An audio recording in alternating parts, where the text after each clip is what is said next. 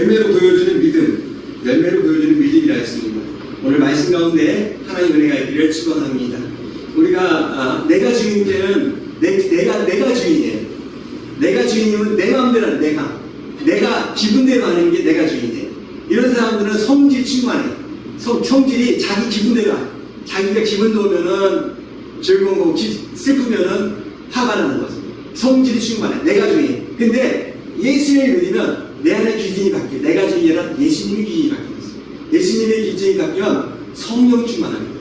이 성령 충만한 건 뭡니까? 항상 사랑하고 우리가 오래 참고 자비롭고 또 양선 착한 일하고 또 마음의 평안이 있고 화평하고 또 우리가 하나님의 은혜 가운데 우리가 믿음 생활을 할 수 있는 것이지. 그래서 우리가 나는 어떤 열매를 맺고 싶은가? 사랑하는 성도님들, 여러분들이 좋은 열매, 성령의 열매가 우리에게 있기를 축원합니다. 우리는 바쁜 세상을 살아갑니다. 아침마다 눈을 일찍 떠가지고 밤늦게까지 하루를 보내는데요. 우리는 무언가에 의해서 자꾸 움직입니다. 또 어떤 직장에서 일하는 사람도 있고요. 또 가정에서 일하는 사람도 있고 또 농사 짓는 분도 있고 또 여러 가지 뭔가 또 일을 합니다. 또 내가 남은 어떤 노후를 준비하기 위해서 또 뭐 일도 하고 또 뭔가 준비하는 분들이 있습니다. 노후 준비를 합니다. 또 우리 뭔가 미래를 준비하는 거죠. 근데 우리 기독교인들 그리스도 마찬가지입니다. 내가 교회 가서 예배 드리고 때로는 헌금도 하고 또 교회에서 봉사도 하고 교회에서 목사님을 한다고 해서 거들어주기도 하고 봉사고요. 그리고 또 기도도 하고 합니다.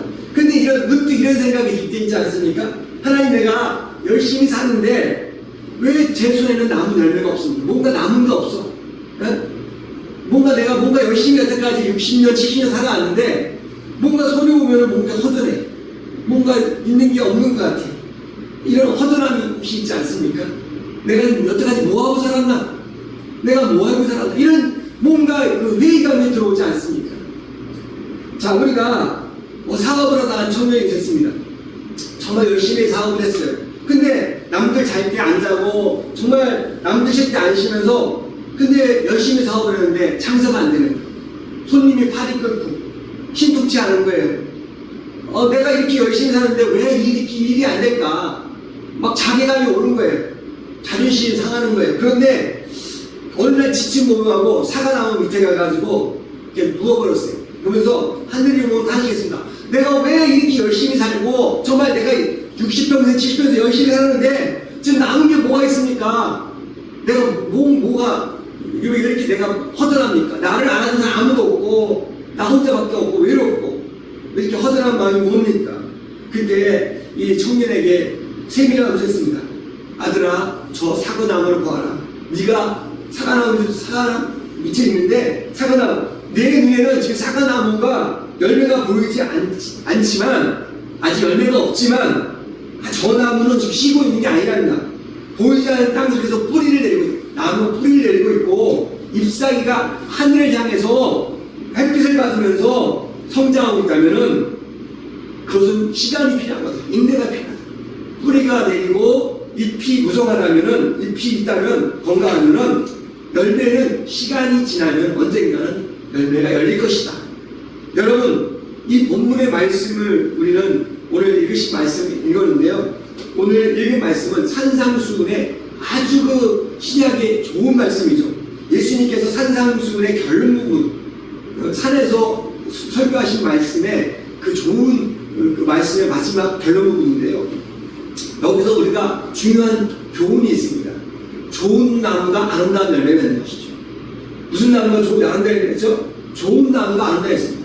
우리가 씨앗을 종자가 좋아야지 좋은 열매가 있어요.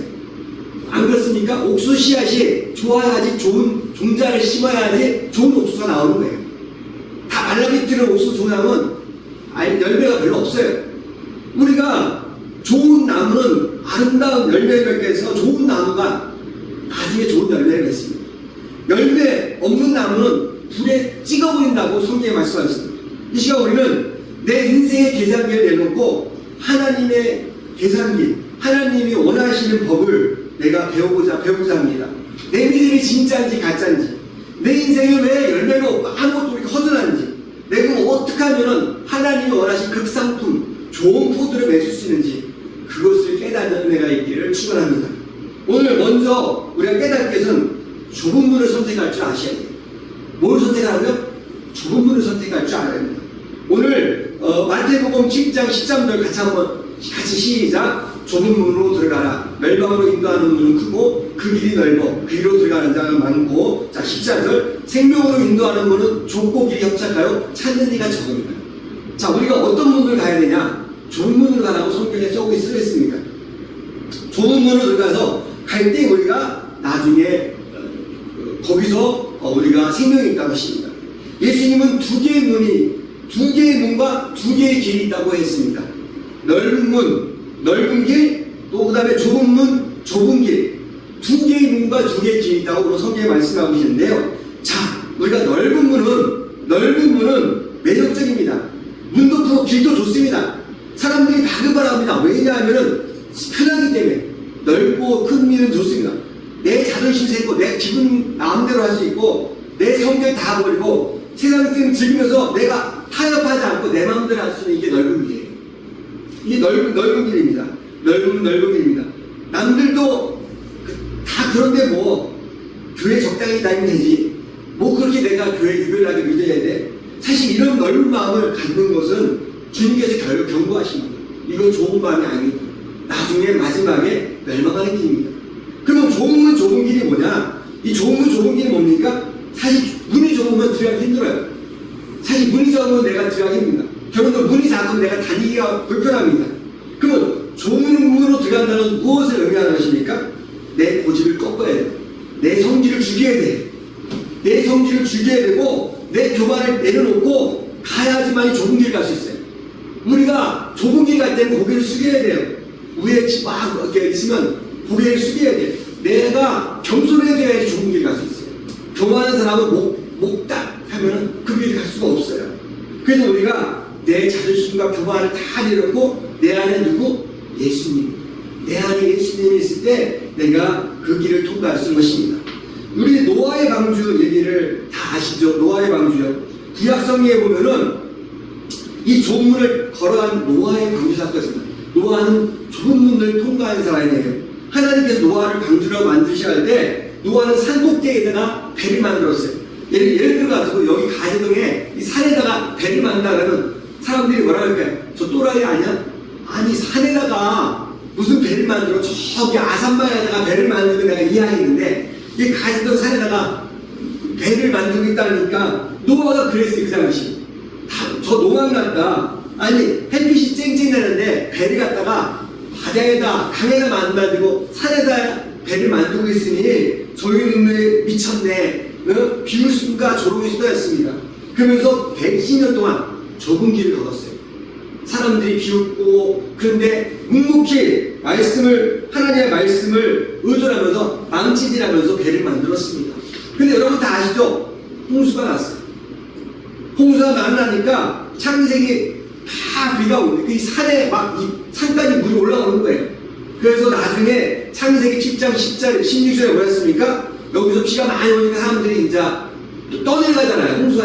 그때 배를 만들어가지고 배에 탄 사람들은 다 살았죠. 그래서 여호와께서 들어간 것은 모든 것이 암수라니 하나님께서 명하시더라면 여호와께 그들을 들여보내고 그 배에 다 들여보내고 문을 닫았다고 합니다. 여러분들 비가 막 내리는데 문을 닫아버리면 배에 탈 수 있어요? 못하잖아요.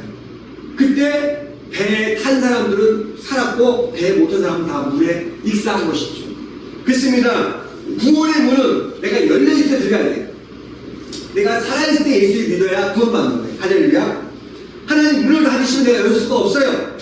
문 좀 열어주세요. 안 되는 거예요. 제가 그런 생각을 돌아가신 분을 저보고 막 돌아가신 분을 처음 가게 해달라. 저는 할 수가 없어요. 왜냐면 돌아가신 분은 이미 내가 할 수 있는 게 아니에요. 살아있을 때 구원의 문이 열리는 거예요. 우리가 살아있을 때 예수를 믿어야 구원받는 거예요. 하나님 앞에 이 좁은 문은 늦기 전에 내가 가야 되는 것입니다. 그래서 우리가 정말 우리 성도님에서는 지금 좁은 문을 걷는 분들이 계세요.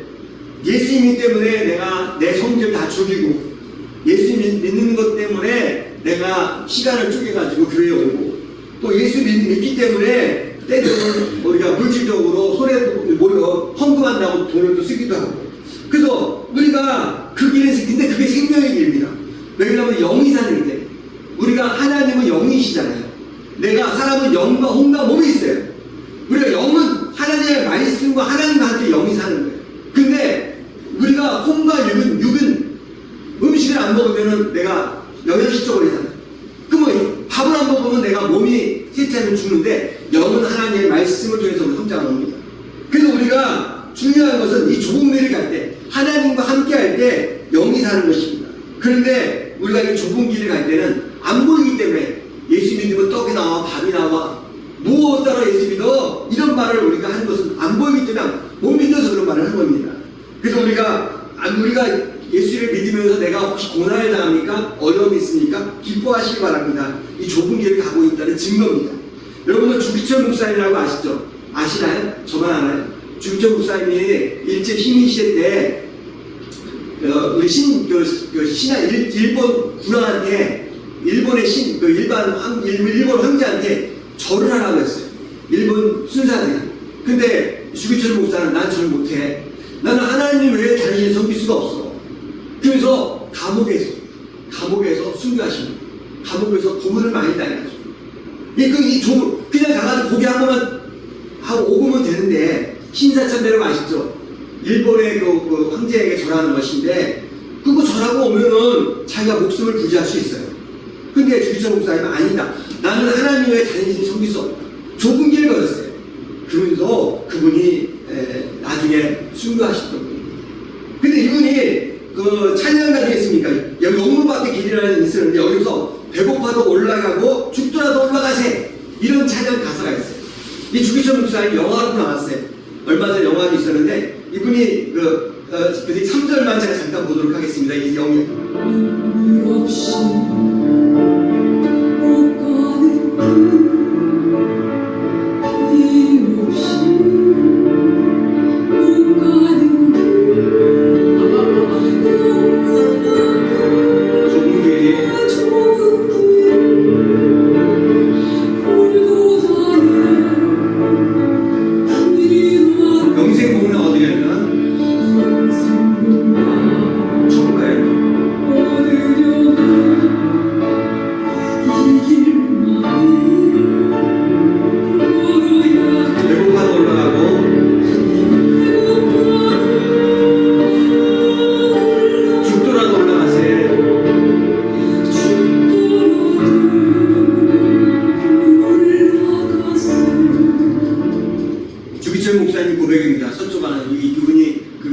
그 고백을 찬양으로 우리가 한 겁니다. 제가 이 짧은 건데요. 배고파도 올라가고 죽더라도 올라가지. 이 주기철 목사님의 그 고백입니다.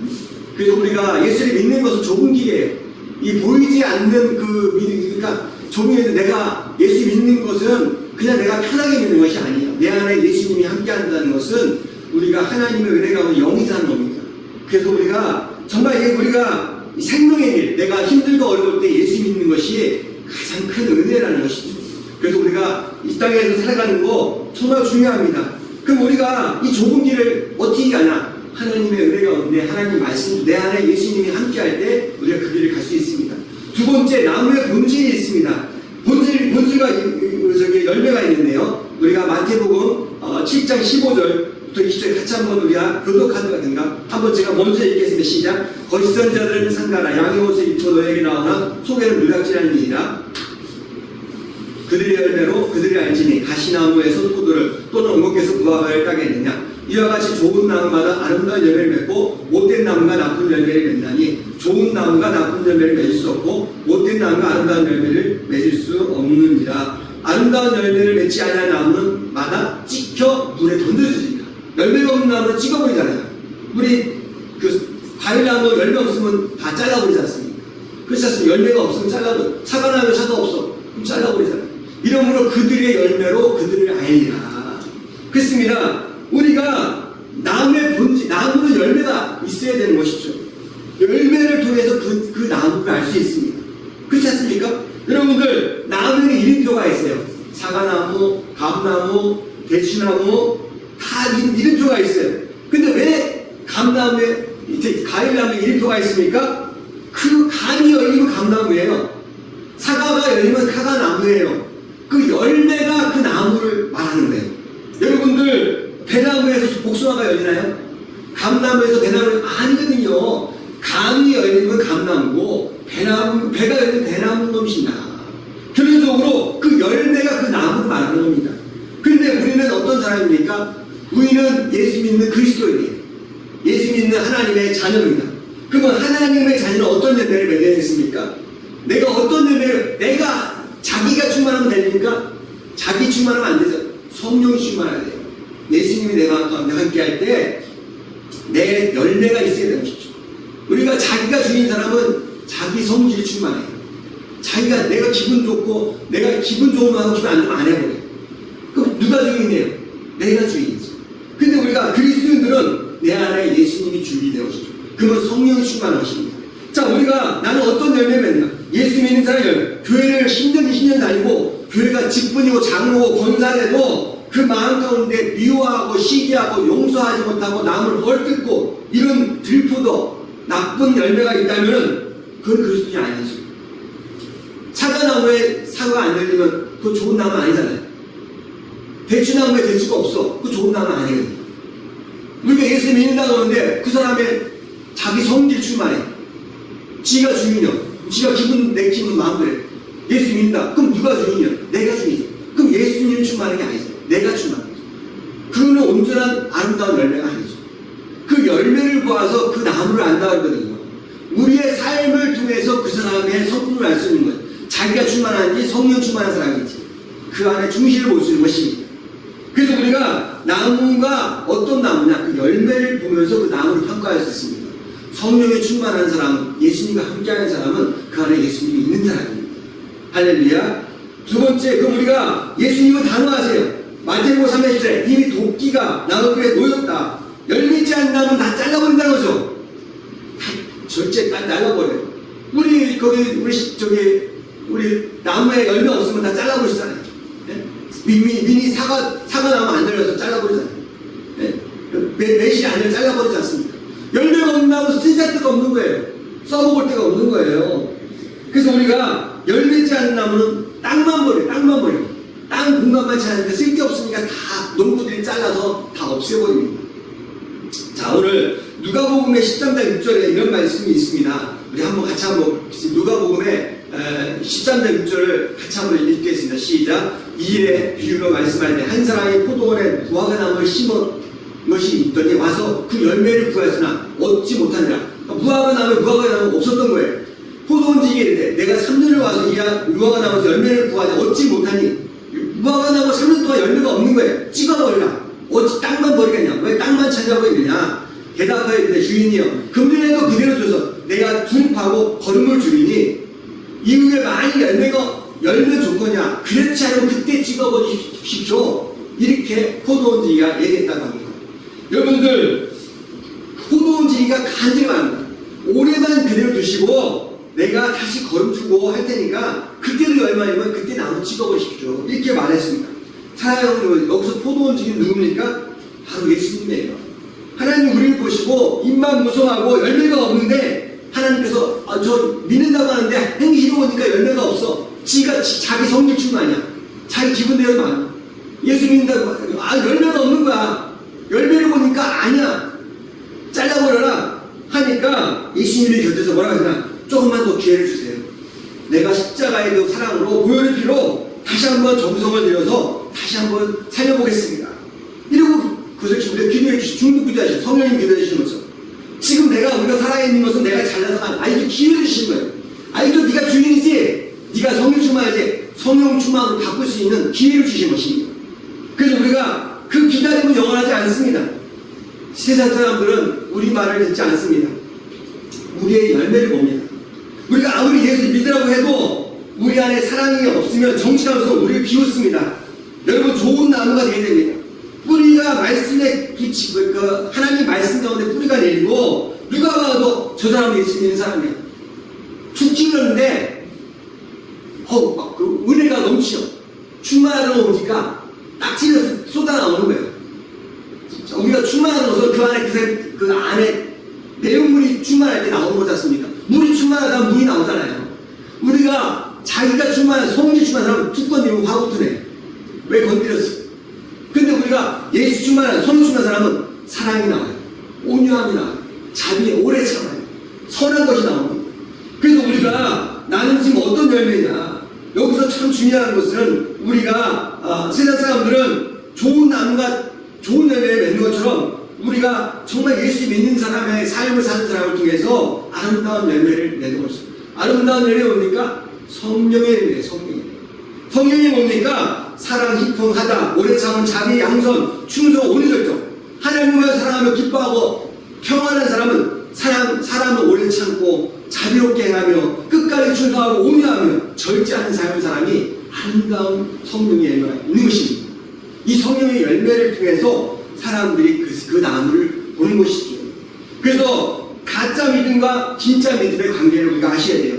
오늘 마태복음 10장 20절에 우리가 뭐라고 했습니까? 마태복음 10장 20절에 뭐라고 했습니까? 마태복음 10장 21절에 10장 20절에 안 나왔군요. 마태복음 10장 20절에 우리가 지금 성경책에 뭐라고 있는지 볼까요? 마태복음 10장 21절에 뭐라 했습니까? 같이 한번 시작. 나더러 주여 주여 하는 자마다 천국에 들어갈 것이 아니요 다만 하늘에 계신 내 아버지의 뜻대로 행하는 자라 들어갈 수 있다. 네? 우리가 어떤 말씀이죠? 마태복음 10장 20절에 하늘에 있습니다. 나더러 주여 주여 하는 자마다 다 천국에 들어가시라. 다만 하늘에 계신 내 아버지의 뜻대로 들어갈 수 있다. 그래서 우리가 이 말씀을 잘 기억하셔야 돼요. 우리가 하나님 말씀 가운데 자꾸 서 있고 온전한 성품을 가지고 살아가는 것이 중요하다. 이것이 참 중요한 것입니다. 그래서 우리가 내 인생 가운데 나는 어떤 삶을 살고 있나 한번 점검하시고요. 여러분 가룟유다라고 아시죠? 가룟유다가 어떤 사람입니까? 정말 예수님의 열두 제자였어요. 예수님 옆에 있었습니다. 가룟유다는 3년 동안 예수님과 동고동락했어요. 함께 산 사람입니다. 근데 함께 산 사람인데 가룟유다가 어떻게 됐습니까? 나중에 어떻게 됐습니까? 예수님을 팔아먹었습니다. 은상식 팔아먹었습니다. 자, 왜 예수님의 옆에 있었지만 예수님 옆에 바로 옆에 있었지만 예수님 안에 없었다는 것이죠. 예수님 옆에만 있으면 예수님을 마음 가운데 모시지 못했다는 것입니다. 겉모양은 제자였지만 속은 자기가 주인이었어요. 자기 성질 충만했습니다.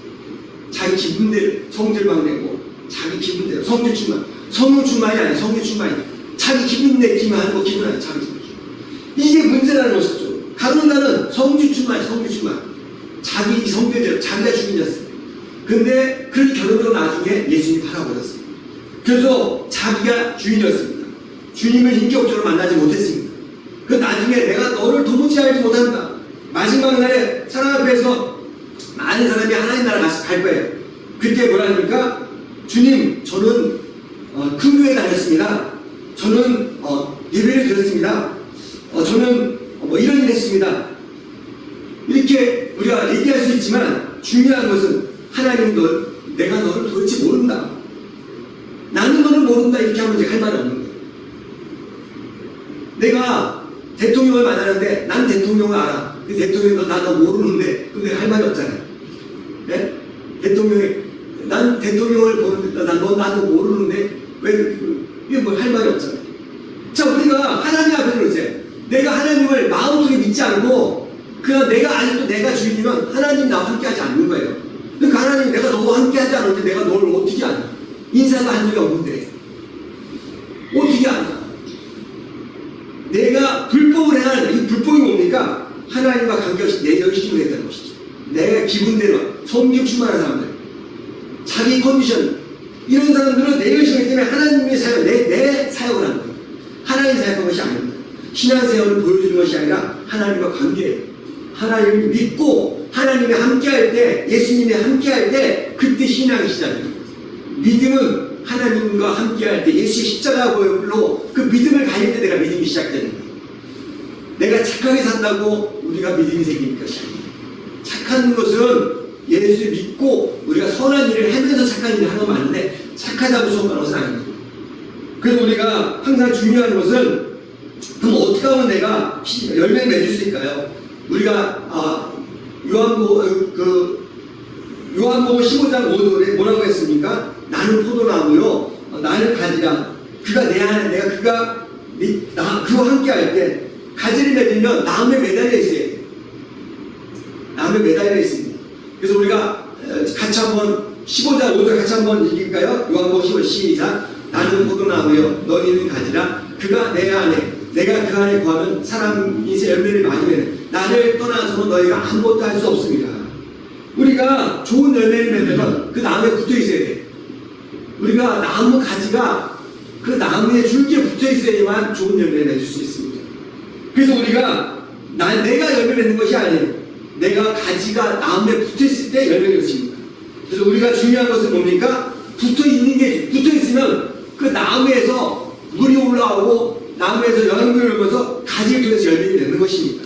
그래서 내가 그냥 열매가 열릴 거야 말한다고 열리는 것이 아니에요. 여러분들 혹시 신앙생활 하면서 이런 생각을 했습니까? 나는 왜 신앙생활 하는데 믿음이 성장 안 되지? 왜 내 마음에 사랑이 없지? 나는 왜 저 사람이 이렇게 꼴불교 용서가 안 되지? 왜 나는 전도가 안 될까? 나 예수 믿은 지 신의 삶인데 왜 전도가 안 돼? 나를 통해서 예수 믿는 사람이 아무도 왜 없지? 혹시 내 자신을 예수 믿는데 왜 아무 열매가 하나도 없지? 혹시 이런 마음이 있지 않습니까? 우리가 이런 마음을 이렇게 정말 내가 노력하기 전에 주님과 다 하시면 내 안에 예수님을 잡으시 바랍니다. 예수님을 내 마음 가운데 모시고 정말 예수님이 내 안에 거하시면 예수님이 내 마음 가운데 함께하면 내가 애쓰지 않아도 내 마음 가운데 사랑이 흘러가게 되어 있어요. 내 안에 있는 것이 나올 수밖에 없어요. 우리 내 안에 있는 것이 성령 충만한 사람은 항상 사랑하고 온유하고 자비하고 사람을 선하게 하고 베푸는 사람, 용서할 줄 아는 사람, 이런 사람은 성령 충만한 사람이에요. 이런 사람, 이렇게 성령 충만한 사람들은 아름다운 열매가 생기는 것입니다. 결론적으로 여러분들 인생의 마지막 날 우리가 하나님께서 우리에게 말씀하실 것입니다. 너 교회 몇 년 다녔냐? 너 직분이 뭐냐? 이렇게 묻지 않습니다. 너 근무에 대해서 자면 이거 묻지 않습니다. 네가 나와 함께 했냐? 네가 나와 함께 했냐? 네 마음속에 내가 함께 하느냐? 지금 네가 내 뜻대로 열심히 살려고 그 좋은 걸 열심히 살았냐? 정말 내가 그 시간을 쪼개가지고 정말 믿음으로 살려고 애썼느냐? 너의 삶 가운데 나의 열매가 있냐 없냐? 이걸 보실 겁니다. 여러분들 우리를 그것을 우리가 사명이라고 말합니다. 당장 눈앞에는 성과가 없다고 자기에 빠지 마시고 슬퍼하지 말아야 된다. 그 사과나무에 누워있던 청년이 슬퍼했지 않습니까? 지금 열매가 없다고? 아닙니다. 내가 예수님과 함께 했다면 뿌리가 내리고 있는 것이고요. 우리 잎사귀가 태양을 향해서 열매를 맺는 과정 중에 있는 것입니다. 우리가 입술로 주요자하는 것이 아니라 좁은 문으로 정말 내가 하나님 은혜 가운데 포도나무신 예수님 앞에 내가 늘 붙어 있고 마지막 날 앞에 정말 우리가 자연에서 충성된 종아 내가 작은 일에 충성했으면 내가 많은 것을 맡기려니 그 하나님의 정말 칭찬을 받는 그런 은혜가 저와 여러분의 미래를 축원합니다. 믿음은 열매로 우리가 증명됩니다. 사랑하는 여러분들, 우리 오늘 세 가지를 기억해야 됩니다. 선택한다. 나는 생명이 있는 좁은 길을 선택할 것인가? 내가 성질이라는 성질 충만한 길을 걸 것인가? 넓은 길을 갈 것인가? 내가 주인의 것이다. 두 번째로 나는 좋은 열매를 맺기 위해서는 정말 예수님과 동행하는 삶, 꽉 찬 예수님과 동행하는 사람이 되기 원합니다. 그리고 하나님과 관계 속에서 주요적 입술로 고백하는 것이 아니라 포도나무신 예수님과 함께하는 그런 믿음의 사람이 되게 도와주시옵소서. 그 은혜 가운데 참된 제자가 되게 도와주시옵소서. 이것을 우리가 고백하며 결단하는 그런 은혜가 있기를 축원합니다. 우리가 항상 우리 말이 아닙니다. 그 열매를 통해서 그 사람을 압니다.